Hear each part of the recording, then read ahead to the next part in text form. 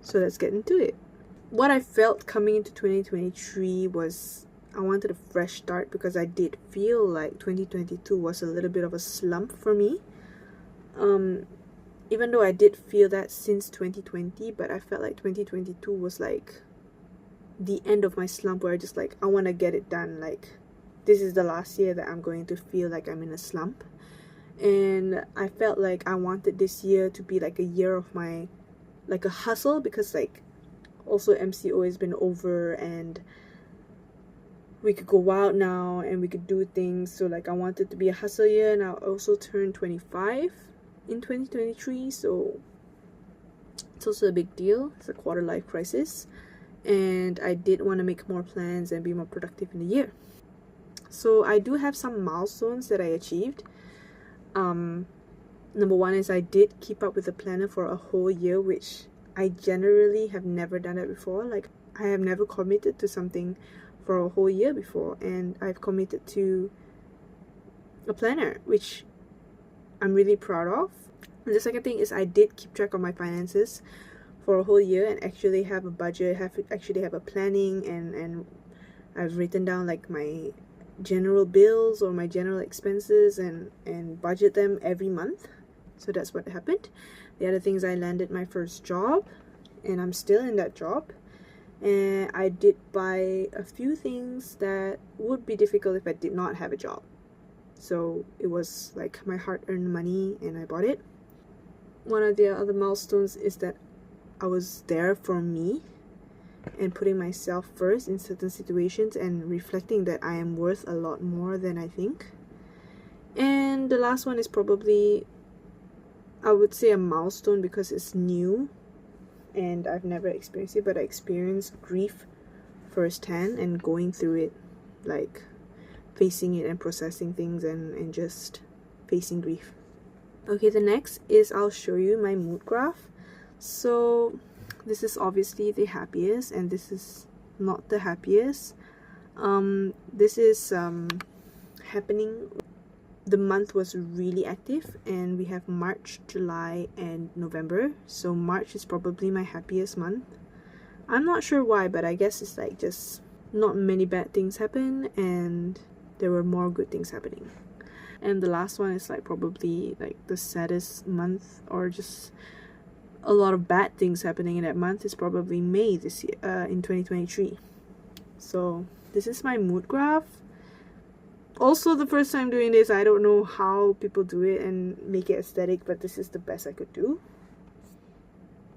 And then we also have a highlight for each month.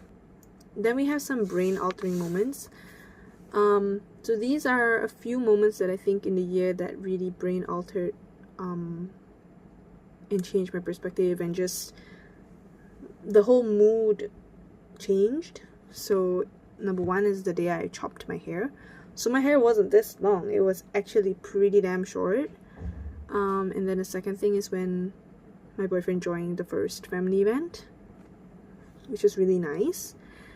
And then also when I landed my first job, that also felt good because like that whole month I've been rejected like from every company that I applied to, and this first job is actually the second phase of my job hunting.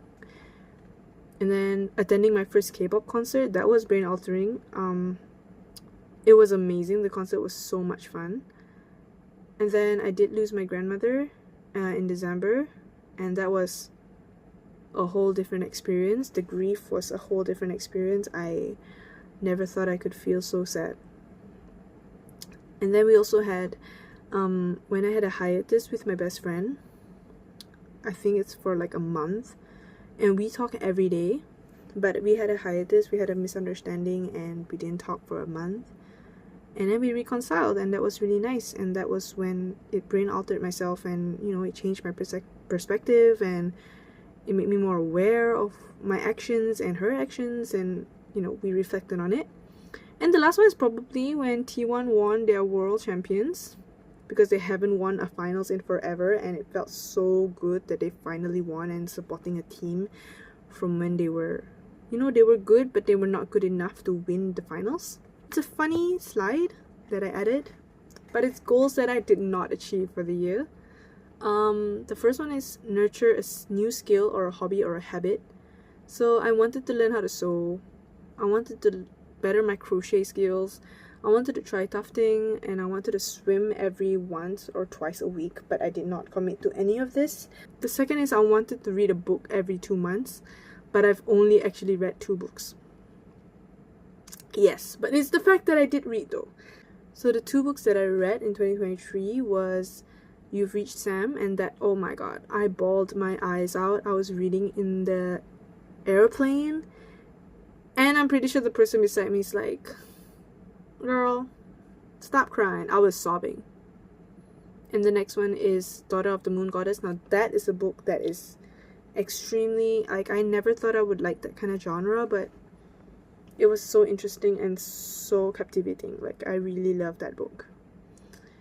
And the third goal that I did not achieve is learn Korean, or basically learn a language. So I did not achieve that. I did not commit to learning the language.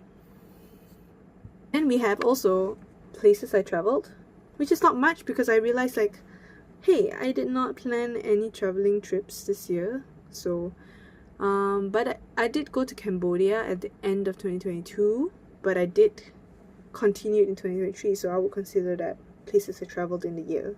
And the second is also Kuching, Sarawak, so that was also fun. It was a short trip, but it was fun.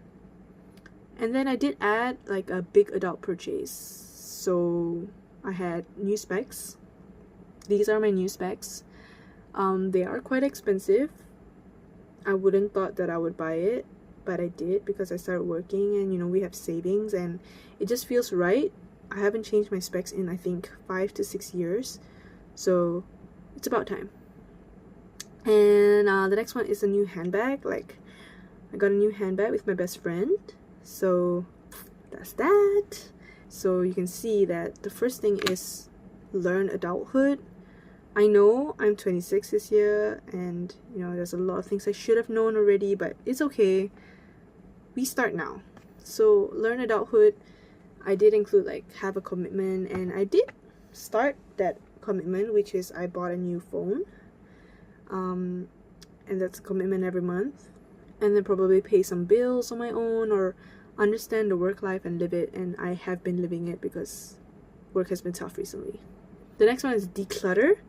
And what I mean by declutter is probably like, you know, my room, my closet. I really want to rehaul my closet, give away clothes that I'm not worn in months, in years.